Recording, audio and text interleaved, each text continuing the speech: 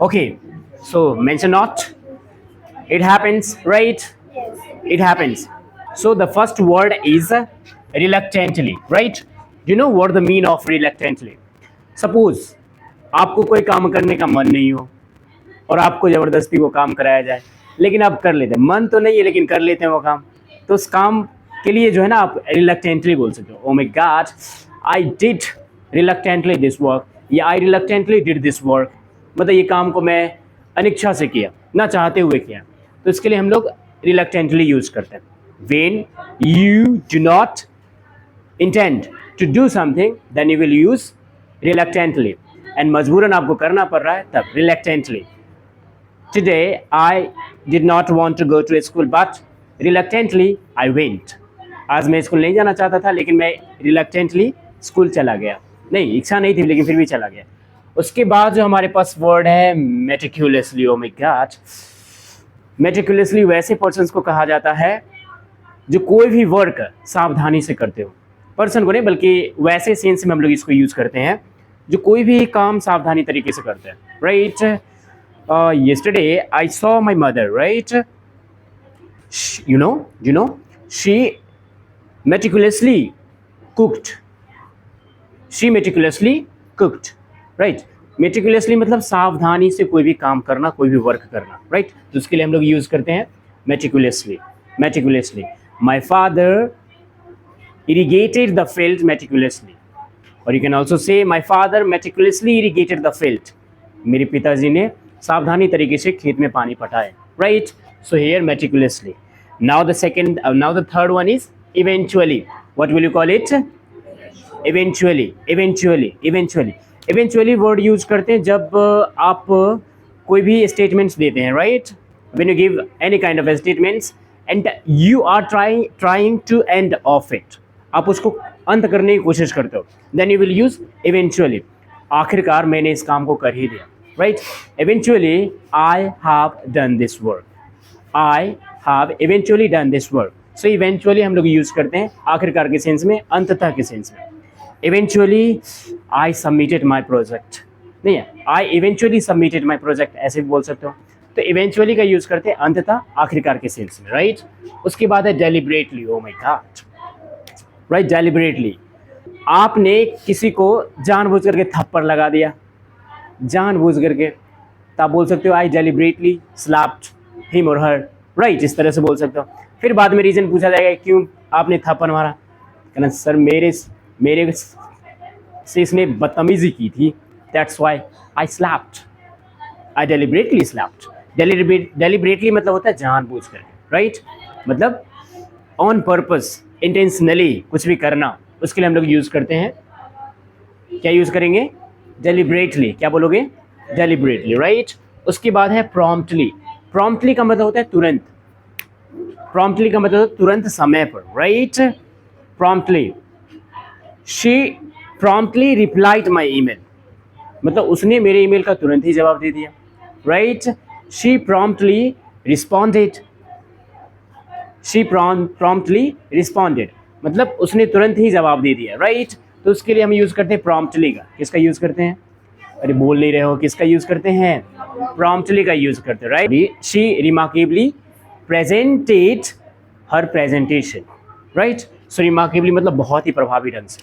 उसके बाद है हमारे पास undoubtedly. oh my god, you all are amazing students, you all are amazing. We can say that undoubtedly. I can say it undoubtedly that you are amazing students. बिना कोई शक, बिना कोई संदेह कि मैं कह सकता हूँ कि आप सब amazing students हैं. You all are amazing undoubtedly, right. undoubtedly मतलब निसंदेह, बिना डाउट. So कुछ स्टेटमेंट हो तो उसके लिए आप यूज कर सकते हो undoubtedly, राइट. आप इसके बारे में undoubtedly बोल सकते हैं, right. you can undoubtedly say about this. you can undoubtedly say about this. इसके बारे में आप undoubtedly बोल सकते हैं, कोई संदेह नहीं है, right. कोई बिहेव कर रहा होगा रॉन्ग, कोई बिहेव कर रहा होगा रॉन्ग, उसके बारे में बात चल रही है तो बोल सकते हैं he undoubtedly did this, मतलब बिना शक के बोला जा सकता है कि उसने किया ही होगा, कोई शक नहीं है कि उसने नहीं किया था, अनडाउटेडली, राइट। सो अनडाउटेडली वर्ड का यूज करते हैं, या अनडाउटेडली मतलब बिना शक का, बिना संदेह का, राइट। अनडाउटेडली, समझे ये नहीं समझे? बोल सकते हैं he is undoubtedly one of the best teacher, one of the best teachers, right, undoubtedly. उसके बाद होता है फ्रीक्वेंटली। फ्रीक्वेंटली मतलब होता है बार बार, लेकिन अक्सर के सेंस में भी इसको यूज करते हैं। Frequently, when you works and when any kind of actions is being done by you or have been done by you frequently, that means बार बार, तब उसके लिए आप यूज कर सकते हो frequently, right। जब बार बार कोई भी एक्शन किया जाए तो उसके लिए आप यूज कर सकते हो frequently, right। I frequently tease him, I frequently tease him, मैं उसे बार बार जो है ना परेशान करता हूँ। I frequently disturb him, right, इस तरीके से। The boy frequently comes to me, मतलब लड़का है कोई जो मेरे पास frequently बार बार आता है। The boy frequently comes to me to learn English, मतलब वो मेरे पास आता है इंग्लिश सीखने के लिए frequently, बार बार, right। So frequently, right। उसके बाद है हमारे पास slacker। slacker words means होता है, ये इंसान के लिए यूज करते हैं। ये सब, ये सारा का सारा आपका एडवर्ब्स है, राइट। एडवर्ब्स, इसको वर्ब से पहले रखते हैं, यानी तो पहले बोल दीजिए या सेंटेंस के लास्ट में बोल दीजिए, स्पोकन में चलेगा, लेकिन ग्रामेटिकली इसको वर्ब से पहले रखते हैं सारे सेंटेंस, सारे वर्ड्स, सॉरी सारे वर्ड्स। उसके बाद हमारे पास आता है स्लैकर। स्लैकर का मतलब होता है कामचोर। स्लैकर का मतलब क्या हो जाता है? कामचोर। कामचोर कहने का मतलब the person who don't intend to do any kind of work, then we can say slacker, कामचोर। स्लैकर जो काम करना पसंद नहीं करता हो, जो काम नहीं करता उसको स्लैकर बोलते हैं, कामचोर, राइट। उसके बाद एक वैसा इंसान होता है जो बिना सोचे समझे बोल देता है, कुछ भी बोल देता है, उसको मुफट कहते हैं, और इंग्लिश में उसको बोलते हैं tactless. What will you call it? Tactless. The person is called tactless. बिना सोचे समझे, मतलब ना कुछ सोचा ना समझा उसके बाद बोल देना, मुफट, उसको टैक्टलेस बोलते हैं, राइट। और कुछ ऐसे इंसान होते हैं जो मतलबी होते हैं, जो सेल्फिश होते हैं, जो अपना फ़ायदा जनरली उठाने की कोशिश करते हैं, उनको बोलते हैं अपॉर्चुनिस्टिक। क्या बोलेंगे उसको? अपॉर्चुनिस्टिक। जो अपना फ़ायदा देखने वाला जो इंसान होता है उसको बोलते हैं opportunistic. Oh my god, how could I say that my uncle is opportunistic, right, we can say that my friend is opportunistic, मेरा दोस्त जो है अपॉर्चुनिस्टिक है, मतलबी है, राइट, इस तरीके से। इन्फ्लेटेड ईगो, जो इंसान फालतू का घमंड रखता हो, खुद को समझे कि ओ माय गॉड हम ही सब कुछ है, राइट, तो उसके लिए हम लोग यूज करते हैं इन्फ्लेटेड ईगो। उसके लिए कौन सा वर्ड यूज करते हैं? इन्फ्लेटेड ईगो मीन्स जो खुद को समझे कि मेरे जैसा कोई है ही नहीं, राइट। Inflated ego. विकास दिव्य करते करते जब जो भी ऐसा बोलेगा, जैसे एक रील्स में वायरल था, मैं इतनी सुंदर हूँ क्या करूँ क्या करूँ, राइट। तो जब कभी भी ऐसा फील हो, कोई ऐसा बोले, तो कहना कि से तुमको नार्सिसिस्टिक पर्सनालिटी डिसऑर्डर है, जाओ डॉक्टर से इलाज करवाओ, राइट। तो इन्फ्लेटेड ईगो का मतलब होता है जो फालतू का घमंड रखता हो, फालतू का घमंड जो रखता हो उसको इन्फ्लेटेड ईगो बोल सकते हैं, मतलब खुद को अलग तरीके से समझे, ज़्यादा ही समझे, राइट। उसका blabber mouth, oh my God, जब बात ट्रांसफ़र हो, कोई बात जो है इधर से उधर पहुंचाने की कोशिश करे, चुगली करने की कोशिश करे, हम लोग बोलते हैं चुगलखोर, राइट। ब्लैबर माउथ, क्या बोलोगे उसको? Blabber mouth. So blabber mouth का मतलब क्या होता है? चुगलखोर जो इंसान होता है, मतलब जो बात को एक दूसरे से मतलब सुन करके उसके बाद उसके पास बोलेगा, फिर उसको उसके पास बोलेगा, इस तरह झगड़ा वगैरह भी लगा देता है, तो उसको जनरली ब्लैबर माउथ बोलते हैं। क्या बोलेंगे उसको? Blabber mouth, right. उसके बाद है रिलायबल, जो इंसान पर आसानी से भरोसे किया जा सकता है, जो भरोसेमंद हो, जो भरोसे के लायक रहता है इंसान, उसको रिलायबल बोलते हैं। Oh my god, how could I say that? There is a uncle, there is my uncle, right, there is my uncle the who is reliable, भरोसेमंद इंसान, उस पर आप भरोसा कर सकते हो। My friend is reliable, you all are reliable. So reliable का मतलब भरोसेमंद इंसान को बोलते हैं हम लोग रिलायबल, राइट।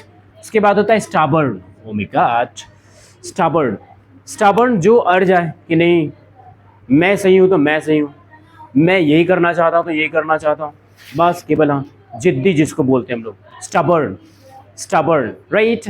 तो निगेटिव, इसको पॉजिटिव में भी यूज़ कर सकते हो, स्टबर्न, स्टबर्न बनना है तो सक्सेस के लिए स्टबर्न बनिए, राइट, जिद्दी के लिए, जिद्दी, जिद ही करना है तो सीखने में जिद कीजिए, जिद ही करना है तो अच्छी क्वालिटी को गेन करने में जिद कीजिए, स्टबर्न बनिए, right, be stubborn, but gaining knowledge. Be stubborn, but getting information. Be stubborn, but for learning. Be stubborn, but to be kind. Be stubborn, but to be generous. Right? So stubborn, लेकिन ये तो जिद्दी के sense में use करते हैं, right? जो जिद्दी होते हैं, जो अपनी बात पे अड़े हैं तो उनको स्टबर्न बोलते हैं, राइट? सो उसके अंदर जेनरस, जेनरस वर्ड जो यूज होता है, किस सेंस में यूज करते हैं जेनरस वर्ड? सपोज करो आप सुबह सुबह स्कूल जा रहे हो, मम्मी के पास गए, मम्मी 5 रुपये दो। मम्मी 5 रुपये के बदले क्या दी पता है? 10 रुपये दे दे। ओ माय गॉड, दिल गार्डन गार्डन हो जाएगा तुम लोगों का। नहीं, क्योंकि मांगे थे 5 रुपये, मिल गया 10 रुपये हमको, right? I want only 5 rupees, बस I got 10 rupees. I wanted only 5 rupees, but I got 10 rupees. मैं चाहता था केवल 5 रुपये, लेकिन 10 रुपये मिल गया, मम्मी ने 10 रुपये दे दी। तो उसको बोलते हैं हम लोग जेनरस, जो हेल्प करने में मदद करे, जो उदार हो, जो काइंड हार्टेड हो, जो सॉफ्ट हार्टेड हो, उसके लिए आप यूज़ करते हो जेनरस। जो दूसरे की मदद करने की जो भावना रहती है जिनमें, उनको जेनरस बोलते हैं। जेनरस मतलब उदार। नहीं, my mother is generous, you can say that my mother is generous, right? उसके बाद है ऑप्टिमिस्टिक। क्या है? ऑप्टिमिस्टिक। ऑप्टिमिस्टिक, देखो अभी ऐसा सिचुएशन चलता है जिसमें हम लोग कभी कभी क्या करते हैं, जो है ना, टूटे हुए फील करते हैं। कोई भी छोटा सा भी प्रॉब्लम आता है तो घबरा जाते हैं, डर जाते हैं कि क्या होगा क्या नहीं होगा। लेकिन जो ऑप्टिमिस्टिक होते हैं वो क्या करते हैं? धैर्य रखते हैं, राइट? वो पॉजिटिव सोचते हैं और वो सोचते हैं कि सब धीरे धीरे ठीक हो जाएगा, सब धीरे धीरे क्या होगा? ठीक हो जाएगा। तो जो आशा हो जिनके अंदर होप हो कि फ्यूचर में सब कुछ ठीक हो जाएगा, जो पॉजिटिव थिंकर हो, जिनके अंदर पॉजिटिव थिंकिंग हो, तो वे उनको जनरली कहा जाता है ऑप्टिमिस्टिक, आशावादी। ऑप्टिमिस्टिक कि फ्यूचर, अभी चलो अभी बुरा वक्त चल रहा है, अब आगे आने वाला समय में सब ठीक हो जाएगा, धीरे धीरे ठीक हो जाएगा, ये पार्ट ऑफ लाइफ है। प्रॉब्लम है तो प्रॉब्लम भी एक दिन ख़त्म हो जाएगा, बस केवल हमें सामना करना होगा, राइट? तो उस सेंस में हम लोग बोलते हैं उसको ऑप्टिमिस्टिक। क्या बोलते हैं? ऑप्टिमिस्टिक। एक वैसे पर्सन होते हैं जो हमेशा कुछ ना कुछ भूलता रहता है, भुलक्कर जिसको बोलते हैं, तो उसको फॉरगेटफुल बोलते हैं। क्या बोलते हैं उसको? Forgetful. Hello everybody, you are sleeping, please cooperate. So forgetful, forgetful मतलब जो बार बार किसी चीज़ को भूलते हो, भुलक्कर जिनको बोलते हैं, frequent, forgetful, right? My brother is forgetful because he always forgets to take his cap. मेरा भाई जो है फॉरगेटफुल है क्योंकि वो अक्सर भूल जाता है कैप लेना, राइट? इस तरह से ये चीज़ हो जाएगा, समझे? So forgetful, optimistic, generous, stubborn, reliable, ये सारा का सारा वर्ड्स आप देख सकते हैं। तो इस साइड जो है मनुष्य की क्वालिटी को बताता है, मतलब ह्यूमन के क्वालिटीज़ को बताता है, राइट? इसको बताता है ह्यूमन क्वालिटीज़ को, राइट? लेकिन ये सब वर्ड्स जो है ये एडवर्ब्स है। कौन सा वर्ड्स है ये सब? एडवर्ब्स है कि कोई भी चीज़ कैसे होता है उसके बारे में बताता है, राइट? सो यार, reluctantly, meticulously, eventually, deliberately, promptly, sincerely, barely, remarkably, undoubtedly and frequently, right? Are you getting or not? तो सारा का सारा वर्ड समझ में आया कि नहीं आया? अब इस वर्ड्स को यूज़ कीजिए और इंग्लिश को और एक्सप्रेसिव बनाइए, अपनी लैंग्वेज को और एक्सप्रेसिव बनाइए, राइट? सो